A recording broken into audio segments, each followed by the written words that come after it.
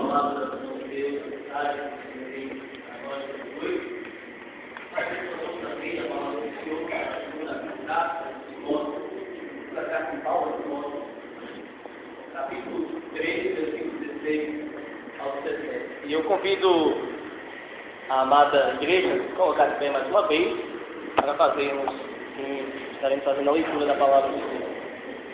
Segunda carta de Paulo a Timóteo, capítulo 3, versículo 16 ao 17.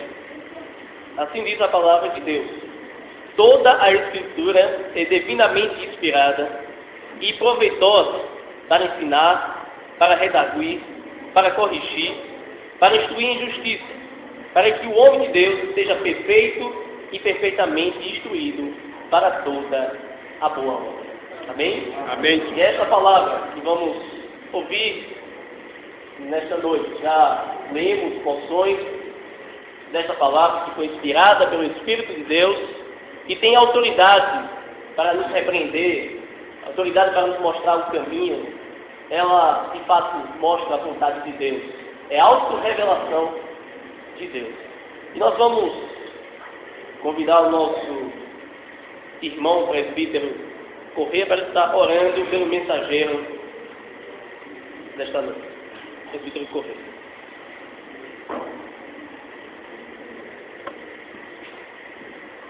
Oremos.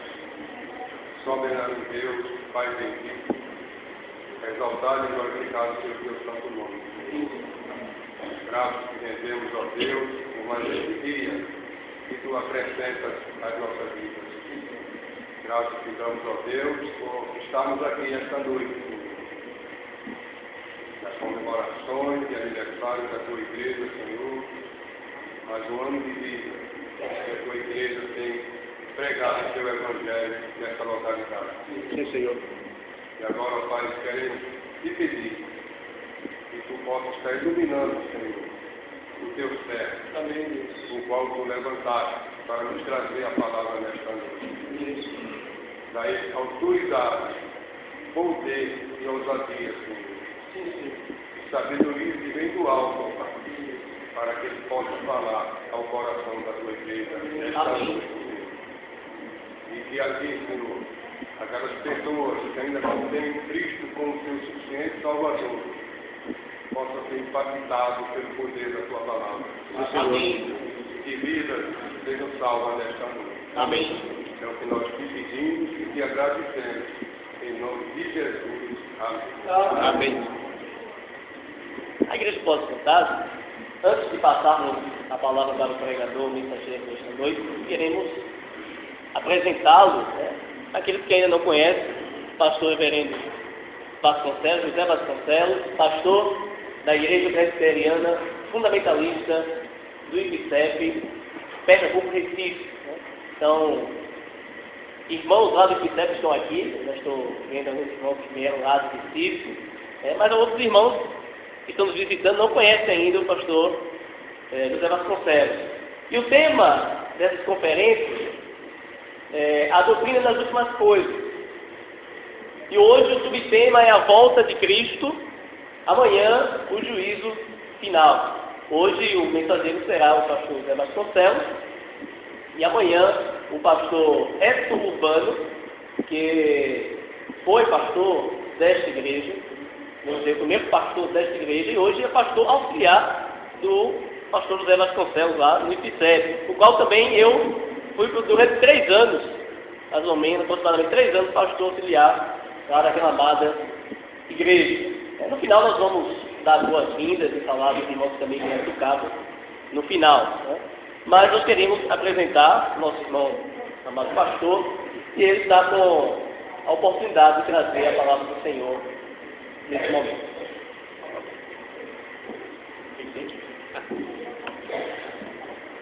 Meus irmãos, graças a Deus, da parte de Deus, bem?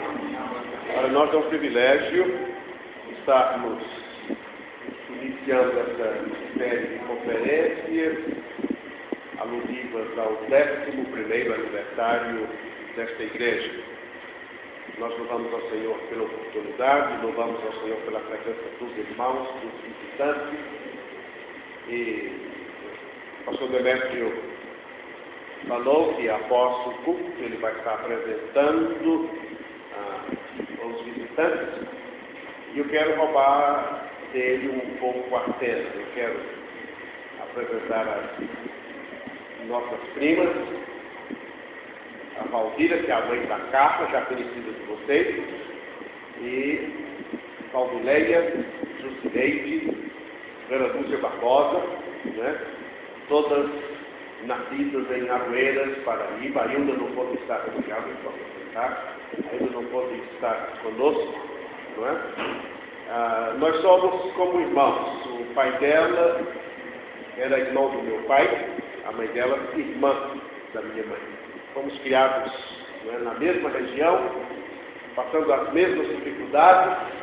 E lembro de quando nós éramos pequenos e houve um surto de coqueluche.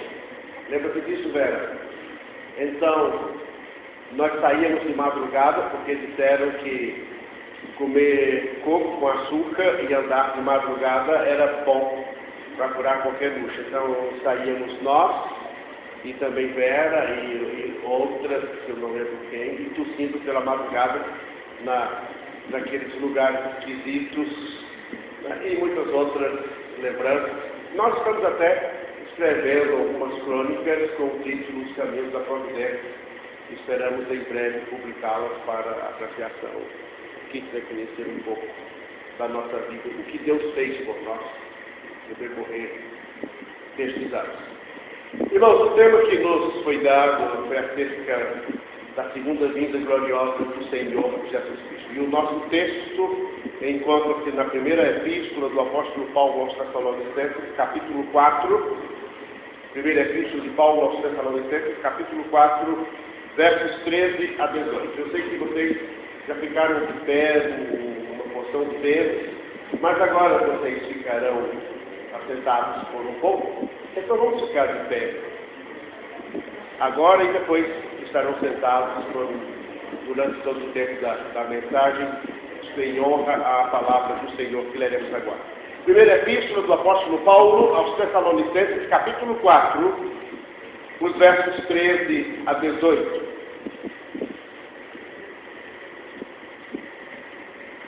Não quero, porém, irmãos, que sejais ignorantes acerca dos que já dormem, para que não vos entristeçais como os demais que não têm esperança.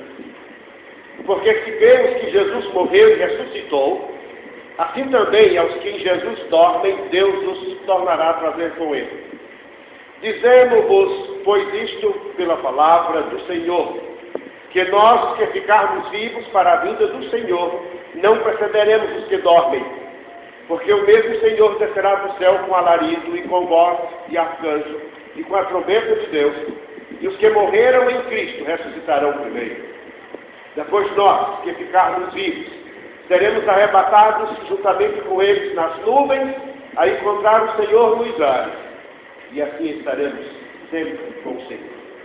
Portanto, consolai-vos uns aos outros com estas palavras. Amém. O Senhor aplique em os nossos corações a leitura da sua bendita palavra. Poder sentar, irmãos.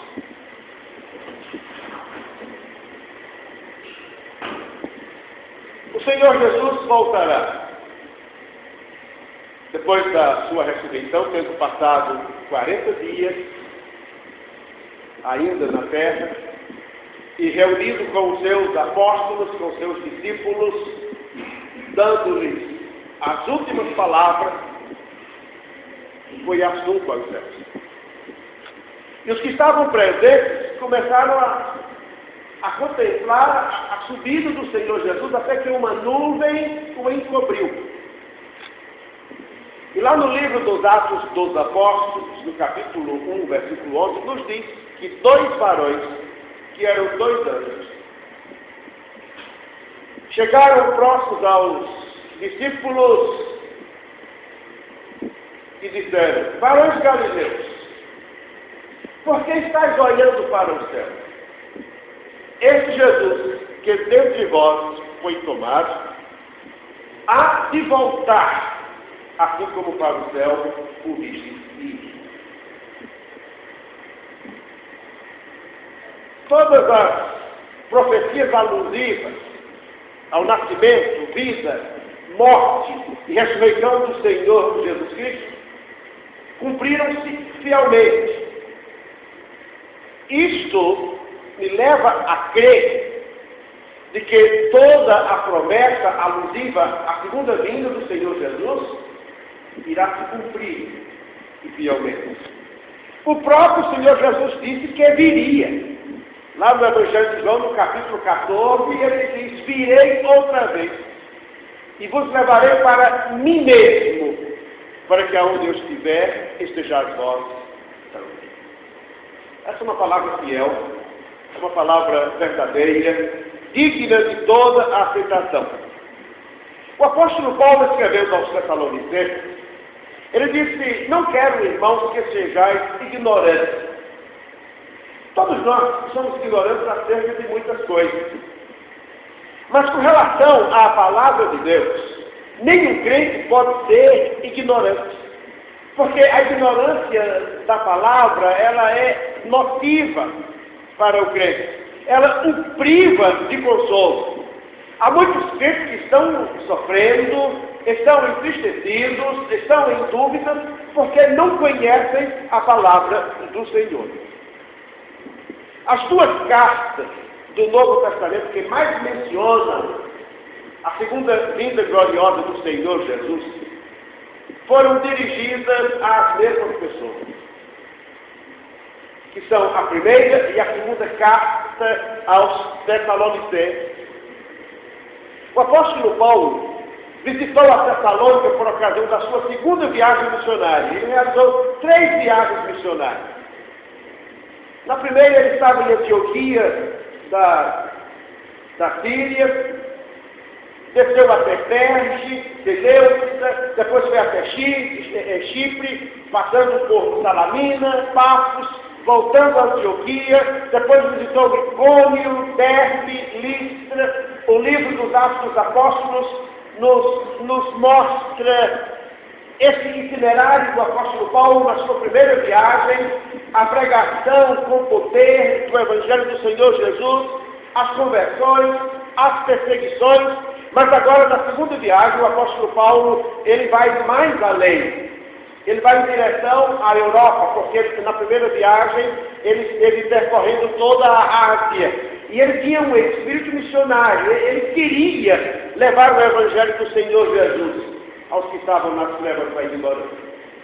Então ele passa por Filipos, é a primeira cidade da Europa que ele visita, depois por Tessalônica, e quando ele sai de Tessalônica e está em Corinto, ele escreve então 2 cartas aos Tessalonicenses, tratando de alguns assuntos de grande importância, mas tratando também sobre a vinda gloriosa do Senhor Jesus. E qual o propósito dessas palavras escritas por ele, que nós acabamos de ler no capítulo 4, versos 13 a 18? Instruir os Tessalonicenses acerca daqueles que já haviam morrido, dos crentes que já haviam morrido. Porque o apóstolo Paulo, quando esteve ali, ele falou da vida do Senhor Jesus. E ele falou da vinda iminente do Senhor. Quando ele saiu de Tessalônica, os tessalonicenses ficaram esperando a volta do Senhor Jesus de imediato. Mas nesse tempo de espera, alguns crentes morreram, alguns convertidos morreram. E os tessalonicenses ficaram preocupados com aqueles que haviam morrido antes de Cristo voltar. E o apóstolo Paulo então escreveu o que está registrado no capítulo 4, versos 13 a 18, para consolá-los acerca deste assunto, para falar acerca daqueles que haviam morrido em Cristo. Os tessalonicenses estavam tão alarmados com relação a isto, que Paulo escreveu: não vos entristeçais. Não vos entristeçais. E a razão dessa perturbação, ela não é conhecida de forma clara. É provável que os tessalonicenses haviam perdido a esperança na glorificação dos crentes em Cristo Jesus. Ou a glorificação dos corpos daqueles que haviam partido em Cristo Jesus.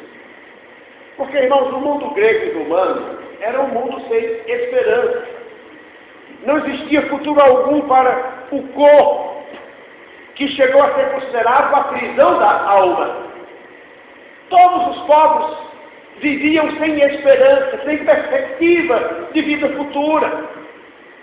E nós vemos que os conceitos filosóficos não traziam nenhuma esperança ao coração, nenhuma alegria. Tentavam explicar um monte de coisas, mas deixavam o mesmo vazio. Por que não dizer o vazio mais crescente? Havia um sistema filosófico chamado epicurismo, cujo fundamento era este: comamos e bebamos, porque amanhã morreremos. Esse princípio ainda está presente na mente de milhões e milhões de pessoas. Vamos passar a vida hoje, porque depois da morte tudo acabou. Aproveitemos o hoje. Mas os que agem dessa forma continuam com um vazio tremendo na sua alma. Então, com relação aos crentes no Senhor Jesus Cristo, isto era diferente. Os tessalonicenses estavam preocupados acerca daqueles que haviam partido antes da vida gloriosa do Senhor, mas o apóstolo Paulo, então, ele dá uma palavra de consolo, de conforto àqueles irmãos, conforme lemos nos versos 14 e 15. Ele diz: porque se cremos que Jesus morreu e ressuscitou, eu quero chamar a atenção de vocês para este fato inicial. Ele diz: se cremos que Jesus morreu e ressuscitou, assim também aos que em Jesus dormem. O verbo dormir é uma expressão usada para aqueles que morrem em Cristo Jesus. Aos que em Jesus dormem, Deus os tornará a trazer com Ele. Dizemos-vos, pois, isto, pela palavra do Senhor, que nós, os que ficarmos vivos para a vinda do Senhor, não precederemos os que dormem. O que o apóstolo Paulo, ele quis dizer com isso? Ele quis dizer o seguinte, é que a vinda do Senhor Jesus será imparcial. Será uma vinda para todos os salvos. E aqueles que já houverem morrido em Cristo Jesus, ressuscitarão com corpos glorificados.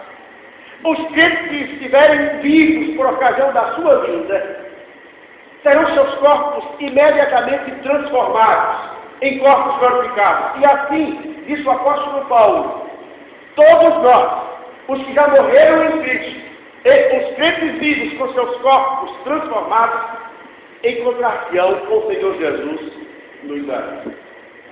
Ele consolou os tessalonicenses com estas palavras. Ele disse também que a vinda do Senhor será repentina, tomando a todos de surpresa, razão pela qual todos os crentes deveriam e deverão estar esperando a volta gloriosa do Senhor a cada instante. Ele pode voltar neste momento. Sabem que o Senhor Jesus, falando acerca da sua segunda vinda, ele disse, usando um fato histórico como referência. Ele disse, como foi nos dias de Noé, assim será também na vinda do Filho do Homem.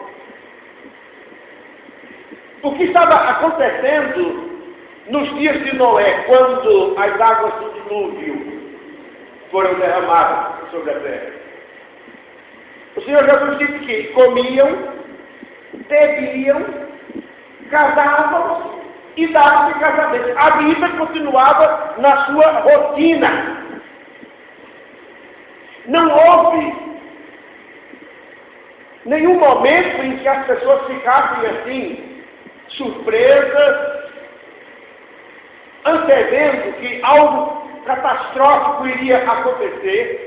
Não houve nenhum fenômeno que mostrasse que as águas do dilúvio iriam cair. O que houve foi a pregação de Noé. Durante 120 anos, enquanto construía a arca, Noé estava anunciando que o Senhor iria julgar aquele mundo com as águas do dilúvio. Mas quantos creram? Foram salvos apenas 8 pessoas. Noé, seus filhos, a esposa, seus 3 filhos e 3 novos. Ninguém creu na pregação de Noé. O Senhor está dizendo aqui na sua palavra que Ele voltará. Ele diz para que estejamos vigilantes. O próprio apóstolo Paulo, tratando da volta do Senhor Jesus, diz que Ele virá como ladrão de noite. A sua vinda, ela será uma vinda surpresa, acontecerá a qualquer momento. Mas você pode dizer, sim, mas desde a minha meninice eu tinha escutado acerca da vinda do Senhor Jesus. Os meus pais já falavam disso, os meus avós já falavam disso, e ele não veio. O apóstolo Pedro, escrevendo, inspirado pelo Espírito Santo, tratando deste mesmo assunto, ele disse: o Senhor não retarda a sua promessa, ainda que alguns a tenham por tardia, mas ele é longânimo para conosco, não querendo que nem se percam, mas que todos venham a salvar. Irmãos, nós temos eventos aqui indicativos que assinalam o regresso do Senhor Jesus Cristo. O apóstolo Paulo, ele mostrou o primeiro evento, ele falou do grito de mando. Ele disse, porque o mesmo Senhor descerá do céu com alarido. Literalmente, uma palavra de ordem. Dos céus ele bradará aos mortos para que se levantem. Deixe-me lhes dizer uma coisa, isso aqui é matéria de fé. Uns creem, outros não. Eu creio firmemente no que vou colocar aqui. Milhares também creem e têm se alegrado nisso e têm consolado aos outros. Se alguém nessa vida tomou a decisão de ser um discípulo do Senhor Jesus Cristo, ele ouviu a palavra de Deus. O Espírito Santo tocou em seu coração. Houve conversão. Ele foi convertido pelo Senhor. E como prova dessa conversão, ele passou a confessar o Senhor Jesus Cristo. O Senhor mesmo disse, todo aquele que me confessar diante dos homens, eu o confessarei diante do meu Pai. Mas ele disse também o contrário. Ele disse, todo aquele que me negar diante dos homens, também eu o negarei diante do meu Pai que está nos céus. Então, se alguém perguntar a você, você é um crente do Senhor Jesus Cristo? Você é um discípulo, um seguidor do Senhor Jesus Cristo? Você pode dizer com toda a força da sua alma que Ele é o seu Salvador, que Ele é o seu Senhor? Você agora está vivendo a sua nova vida para servir ao Senhor Jesus? Se você fizer essa confissão, sendo sincera, você estará salvo para todo sempre. E um dia você vai morrer. O seu cachorro vai estar ou na igreja, ou no velório, em algum lugar ele vai estar. Os parentes, os amigos estarão presentes no seu enterro. Seu corpo vai ser lançado na terra, vai ser sepultado, ou vão colocado numa gaveta. Levantarão ali alguns tijolos, até revocarão. Alguém vai chegar e vai colocar a data do seu nascimento, a data da sua morte, e todos irão para casa.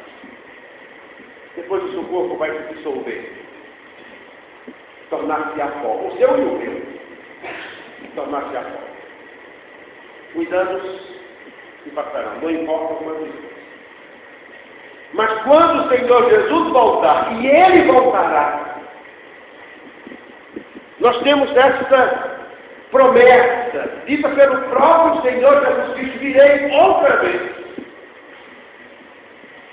Quando ele descer com alarido, com voz de manto, chamará a cada um dos seus pelo nome. E sabe o que nos dizem as Escrituras? Os que morreram em Cristo ressuscitarão com corpos glorificados e irão ao encontro do Senhor nos ares. Quem crê nessas palavras tem um consolo da vida eterna. Sabe que será aqui como passageiro, como peregrino. Estamos aqui de passagem. Mas com certeza que quando fecharmos os nossos olhos para este mundo físico, estaremos abrindo diante do Senhor e assim estaremos com Ele para todo o sempre. A voz do Filho de Deus é vivificante. Ela dá vida aos que estão espiritualmente mortos.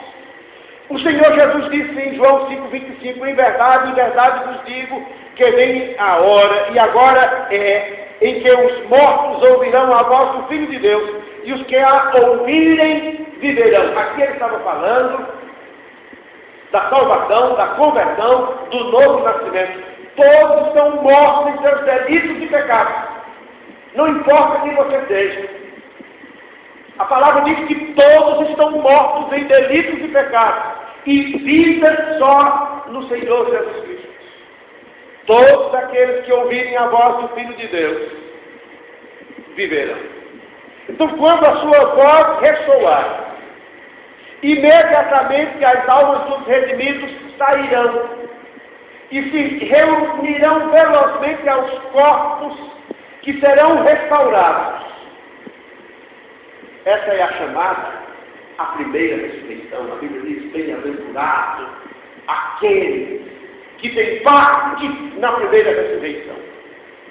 Porque eu quero dizer uma coisa: a Bíblia diz que todos vão ressuscitar. Os salvos e os perdidos, os crentes e os incrédulos, os justos e os ímpios, todos haverão de ressuscitar. Uns para a vida eterna, outros para a perdição eterna. O Senhor Jesus colocou isso. E a sua vinda gloriosa não será para todo mundo. As Escrituras dizem: e ele virá para os seus. Você não quer tornar-se nesta noite um filho de Deus? Você não quer confessar o Senhor Jesus como seu Senhor, como Salvador da sua vida? A segunda coisa que o apóstolo Paulo coloca aqui no nosso texto é que ele virá com voz de arcanjo e com a trombeta de Deus. Irmãos, estas frases aqui estão unidas por uma conjunção: e, com voz de arcanjo e com a trombeta de Deus. E provavelmente se correspondem de modo que o arcanjo aqui é representado como tocando a trombeta de Deus. Então, ao vibrar a trombeta, os crentes que vivem serão transformados. Os que morreram em Cristo serão ressuscitados. No abrir, diz a Escritura, e fechar de olhos.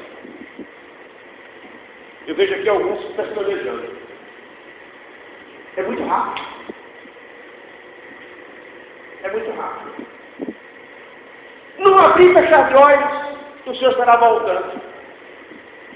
E o apóstolo Paulo, escrevendo aos Coríntios, a sua primeira carta, no capítulo 15, versos 52 a 55, ele diz: no momento, no abrir e fechar de olhos, ante a última trombeta, porque a trombeta soará, os mortos ressuscitarão incorruptíveis e nós seremos transformados. Porque convém, diz o apóstolo Paulo, que isto que é corruptível se revista de incorruptibilidade. Isso que é mortal se revista de imortalidade. E quando isto que é corruptível, o nosso corpo, se revestir da incorruptibilidade, o corpo glorioso que receberemos, isso que é mortal se revestir da imortalidade, então cumprir-se-á a palavra que está escrita: Tragada foi a morte na vitória. Onde está, ó morte, o teu aguilhão? Onde está, ó inferno, a tua vitória? A morte não prenderá os servos de Deus. O inferno não terá os servos de Deus. O apóstolo Paulo disse: consolem uns aos outros com essas palavras.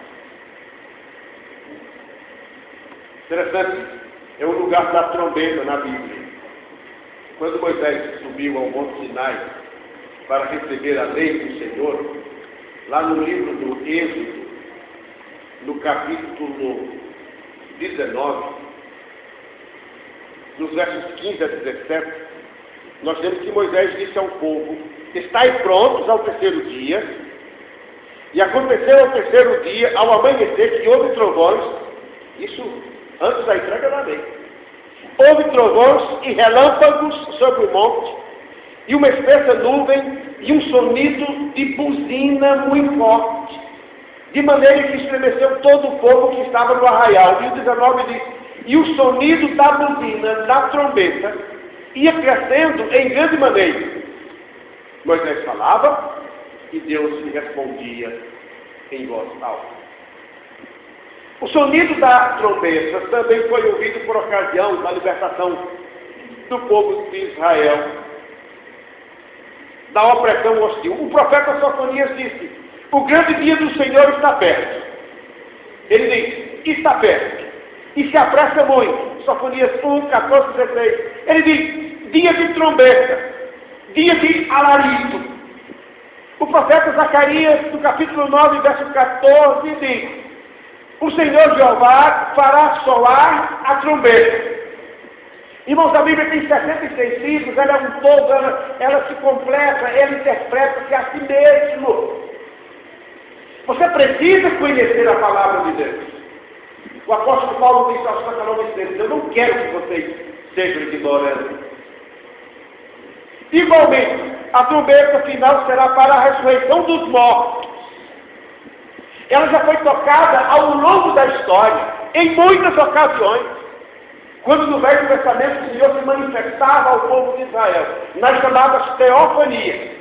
Geralmente essa manifestação era precedida de alarido, de toque de trombeta. E aqui está nos dizendo que há uma ocasião, a última, em que ela soará. E quando ela acontecer, é que o Senhor está voltando para levar os seus. Esta é uma palavra fiel e digna de toda aceitação. A trombeta final será para a ressurreição dos mortos e a transformação dos vivos. Este sonido será regozijante para os crentes. Sabe o que nós lemos em Mateus capítulo 24, verso 31?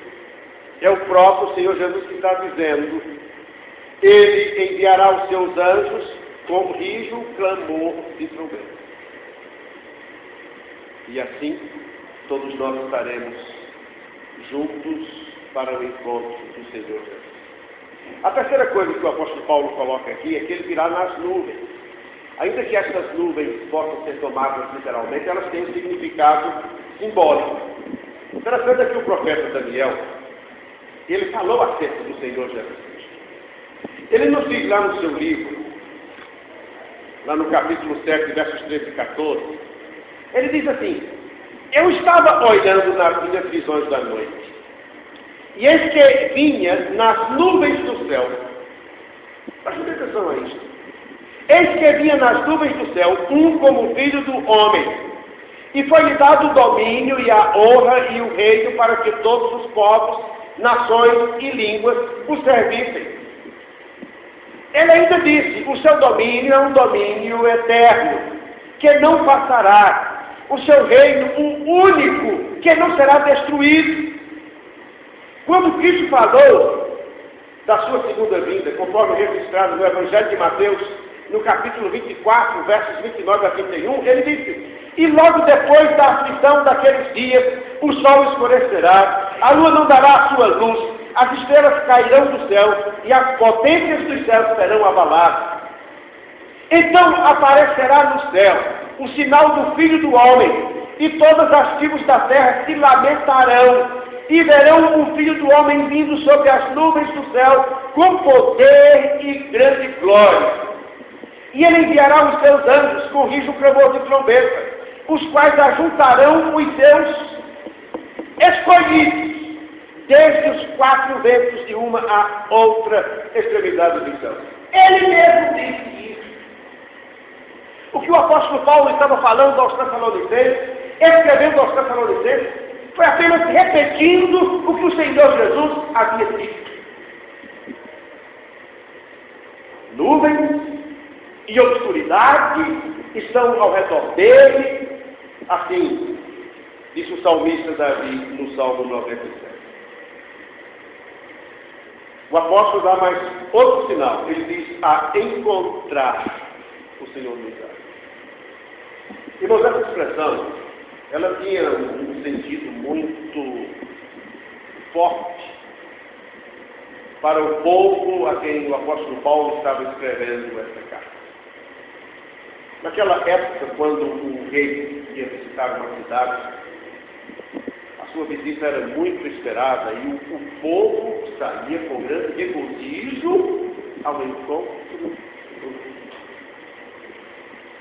E aqui o apóstolo Paulo está apresentando esse encontro como sendo a vinda do nosso rei Jesus, que ficará nas nuvens, chamará a cada um dos seus pelo nome, e nós iremos ao seu encontro. E o apóstolo Paulo conclui dizendo: assim estaremos sempre com o Senhor. Portanto, consolai-vos uns aos outros com essas palavras. Aqui nós temos a conclusão de tudo aquilo que o apóstolo Paulo colocou. Ele disse: consolem-vos uns aos outros. Consolai-vos uns aos outros. Nós devemos amar essa vinda e amá-la porque é uma esperança bem-aventurada, não é uma falsa esperança.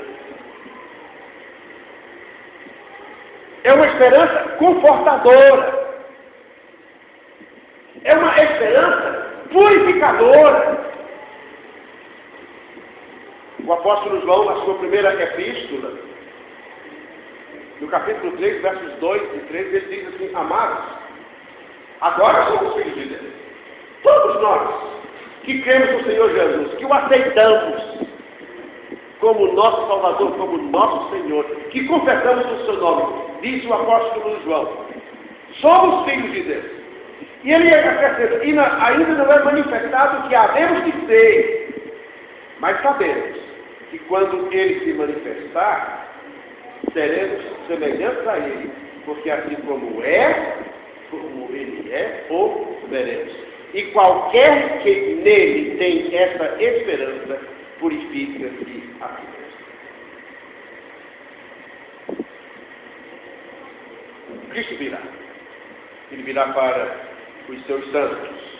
O apóstolo Paulo diz: ora, irmãos, rogamos-vos pela vinda de nosso Senhor Jesus Cristo e pela nossa reunião com Ele. Ele virá como a estrela da alva até os ares para receber a sua igreja, que é descrita na palavra como a sua noiva. Ele disse: virei outra vez e vos levarei para mim mesmo. Agora eu quero concluir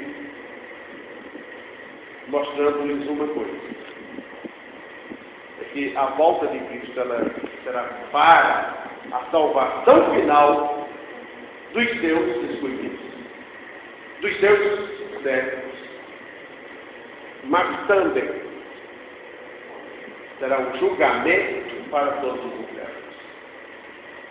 Ela terá essa dupla finalidade. Ele virá buscar os seus e julgar os que não o receberam, os que não confessaram o seu nome, os que viveram toda essa vida sem tornarem-se discípulos, seguidores do Senhor Jesus Cristo. Eu quero ler 2 Tessalonicenses, no capítulo 1, versos 7 a 10. e chamar a vossa atenção para esta palavra que o apóstolo Paulo nos diz. Ele diz assim: a vós que sois atribulados, descanso conosco, quando se manifestar o Senhor Jesus desde o céu com os anjos do seu poder. Aqui ele está falando do consolo para os que estão em Cristo Jesus. Mas o versículo 8 é para os que não o receberam. Como labareda de fogo tomando vingança de quem? Dos que não conhecem a Deus, dos que não obedecem ao Evangelho de nosso Senhor Jesus, os quais por castigo padecerão eterna perdição ante a face do Senhor e a glória do seu poder. A vinda gloriosa do Senhor, ela será para a salvação final de todos os crentes, para o consolo, o conforto, e assim estaremos para sempre com o Senhor. Mas será julgamento para todos os incrédulos que padecerão eterna perdição. O Senhor Jesus, certa vez, se escrevendo às igrejas da Ásia, citando para o apóstolo João, escrever às igrejas da Ásia, 7 cartas enviadas às 7 vezes, o Senhor sempre usava essa expressão. E eu quero terminar com essa expressão. Quem tem ouvidos para ouvir, ouça. Que ao sair daqui, meu amigo, você saia confessando o Senhor Jesus, dizendo: eu, neste momento, tomo a decisão de ser um discípulo do Senhor Jesus Cristo. Eu ouvi a palavra, eu criei nessa palavra, eu sei que o Senhor Jesus voltará. E eu não subirei, e eu não terei o meu corpo ressuscitado, glorificado diante dele, se eu não confessar o seu nome, se eu não recebê-lo como meu Salvador, como o Senhor da minha vida. Então, se você foi tocado nesta noite por essa palavra pelo Santo Espírito, então confesse ao Senhor e assim viva em paz, esperando a volta gloriosa do nosso Deus, Senhor Jesus Cristo. Amém. Que o Senhor Deus continue abençoando a vida dos nossos cristãos, fosse uma grande mensagem para todos nós. Louvado seja o nome do Senhor, porque a igreja presbiteriana fundamentalista, ela prega o Evangelho puro, simples, bíblico. Precisamos, a igreja de Cristo hoje precisa ouvir estas verdades. Que nós ouvimos hoje de muitos púlpitos, de que muitos estão precisando considerar cura, milagre, libertação, mas é essa mensagem que precisamos dizer ao mundo. E se não se voltarem para Cristo, naquele dia vão padecer eterna perdição. Essa é a mensagem. Essa é a mensagem bíblica. E essa mensagem precisa ser proclamada, para que todos possam conhecer a verdade que vem da parte de Deus. Amém? Amém. Nós vamos louvar ao Senhor. Nós convidamos novamente o grupo que louvou ao Senhor com os cânticos e vamos louvar ao nosso Deus desejando a sua volta, que Ele venha, para que a igreja finalmente triunfa sobre todos os inimigos do Senhor. Fiquemos de pé e louvemos ao Senhor com um cântico alfa e ômega.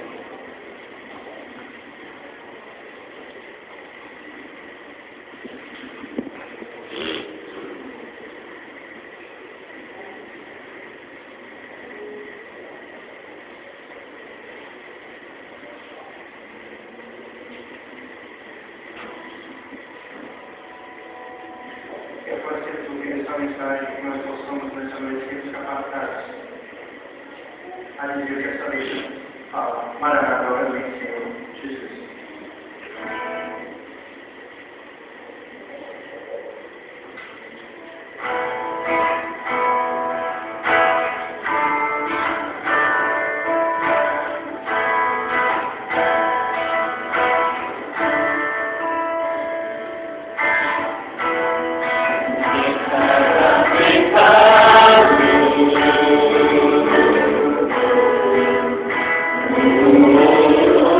Oh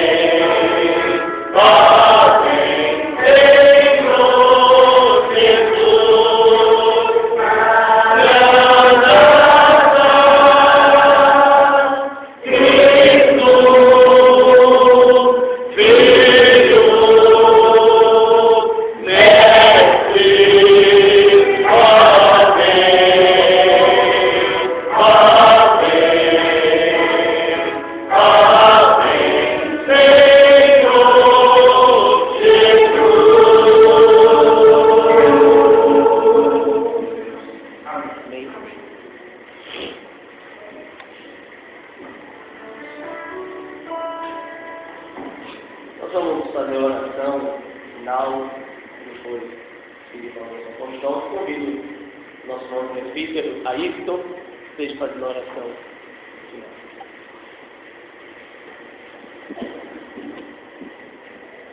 Olhemos para nós. Soberano Senhor, Deus Todo-Poderoso, Deus Santo, Deus fiel e verdadeiro. Tu não és o homem, Senhor, para mentir. Todas as tuas promessas, Santo Deus, têm sido e serão cumpridas, ó Pai. Amém. Que maravilha! O Deus homem, o Senhor Jesus Cristo, irá voltar.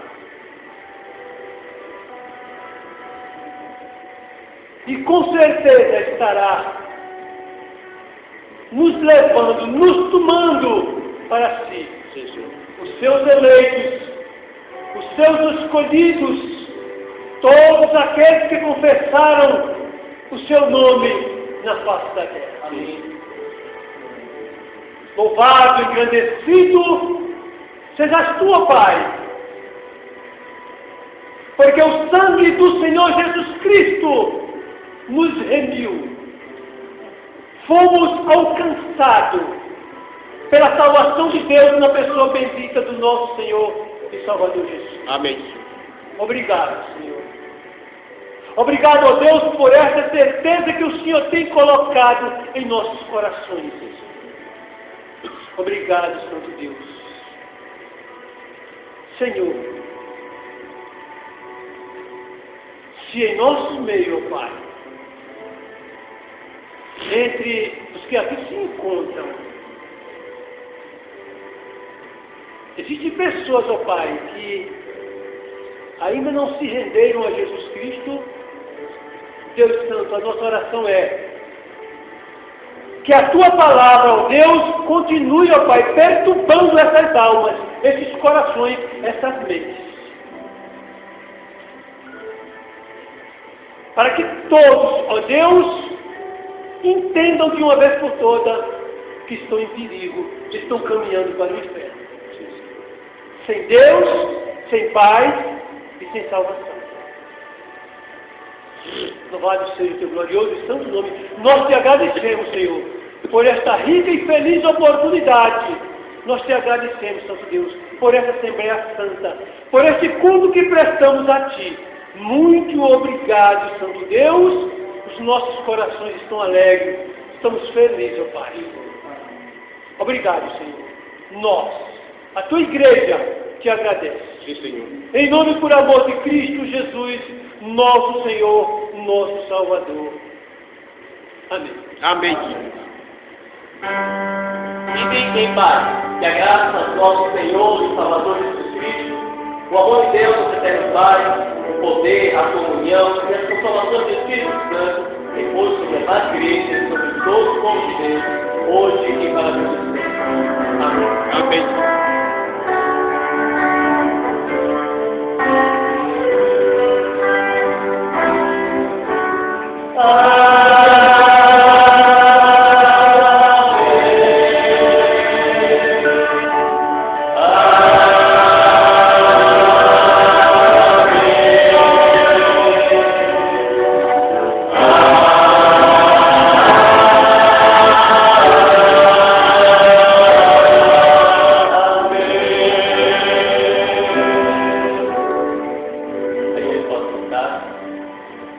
Antes de irmos à frente cumprimentar os irmãos, gostaríamos de dar os avisos e as boas-vindas também a todos que participaram nesta noite, primeira noite de conferência.